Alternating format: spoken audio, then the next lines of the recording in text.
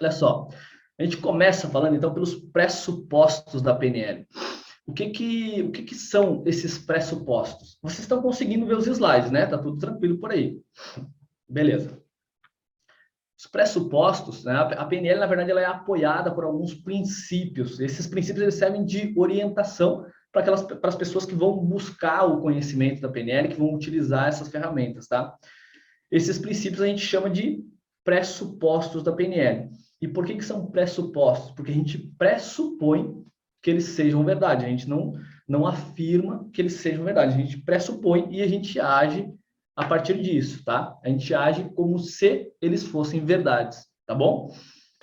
Eu vou falar sobre alguns pressupostos aqui, depois a gente aplica uma técnica que é bem legal. A gente obviamente, vai aplicar de uma forma mais sucinta, mas já só dos pressupostos a gente já começa, esse é o princípio da PNL, e a gente já consegue fazer mudanças utilizando os pressupostos, tá? Então é muito bacana a gente ficar atento e buscar entender o real significado de cada um desses pressupostos, porque só isso já faz uma mudança incrível na nossa vida, primeiramente, tá? E para aquelas pessoas que são terapeutas ou pretendem ser terapeutas e querem utilizar a PNL, esses pressupostos já fazem uma grande diferença também na terapia, tá?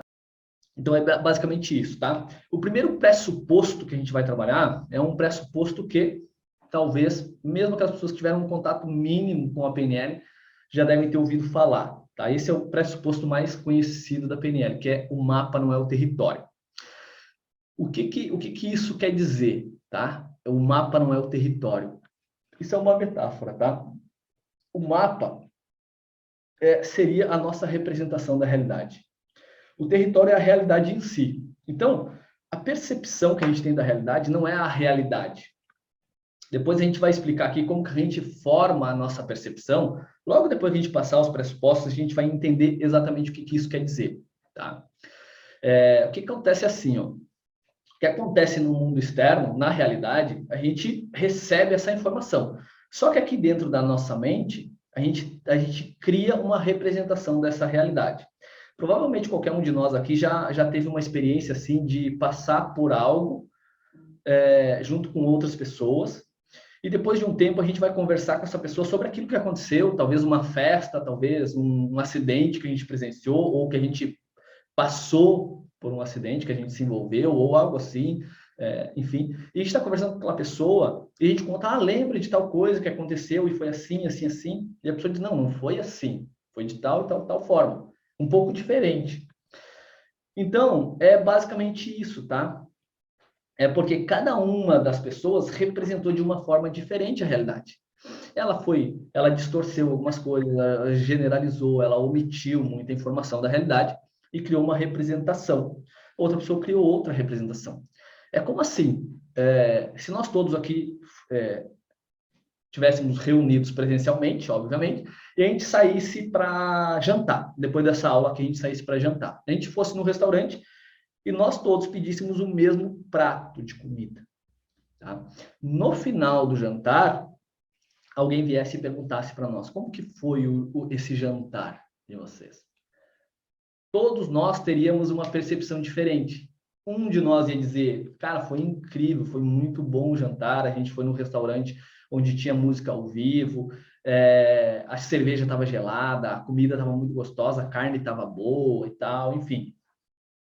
Outra pessoa vai dizer, nossa, foi horrível, tinha música, a gente não conseguia ouvir porque tinha muito barulho, a gente não conseguia se concentrar, a gente não conseguia ouvir o que o colega do lado falava. A carne estava mal passada, salada não tinha tempero, o ambiente não era legal, era muito escuro o ambiente. Outra pessoa vai dizer, cara, estava razoavelmente bom, né? Tinha uma música, eu não gosto daquele tipo de música, mas tudo bem, né? Eu não gosto de carne, eu sou vegetariano e tinha carne no negócio, eu fiquei meio mal, mas, né?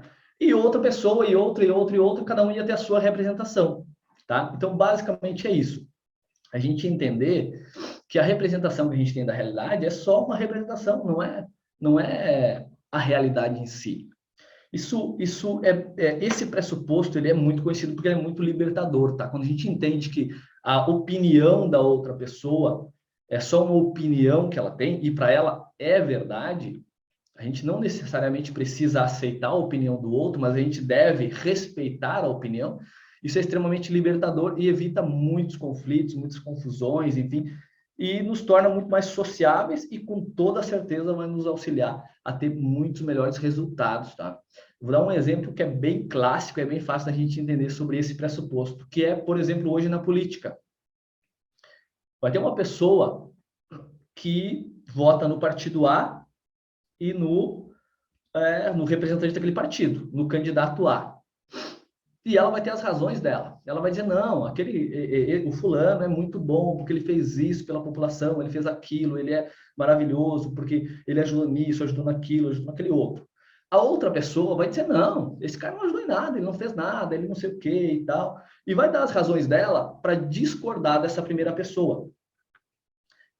E aí, para um terceiro observador, que estiver olhando de fora, quem é que está certo naquilo? As duas pessoas estão certas, porque elas têm a opinião delas, elas têm a percepção da realidade. Enquanto um percebeu que aquele candidato ou que aquele político foi muito bom, porque ele ajudou de várias formas, o outro vai ter percebido de uma forma totalmente diferente. Ele vai acreditar que não, que o cara não foi bom porque ele não ajudou ninguém, ou ele não ajudou, ou enfim, vai ter as razões dele também. É uma percepção. Uma percepção no futebol é muito fácil a gente ver isso, né? A pessoa vai ter as razões dela para acreditar que aquele clube é melhor que o outro. E vai ter as razões, vai ter as justificativas. A gente diz que as pessoas têm experiências que confirmam qualquer coisa que elas queiram, qualquer coisa que elas acreditem. A gente tem experiências nossas para qualquer coisa. Isso vocês podem fazer um teste. Qualquer coisa que vocês acreditem, vocês podem se perguntar por que eu acredito em tal coisa. E a gente vai ter várias experiências que confirmem aquilo.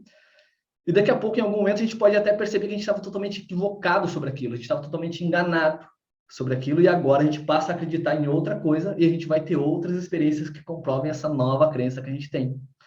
Por isso que a gente diz que o mapa não é o território, tá?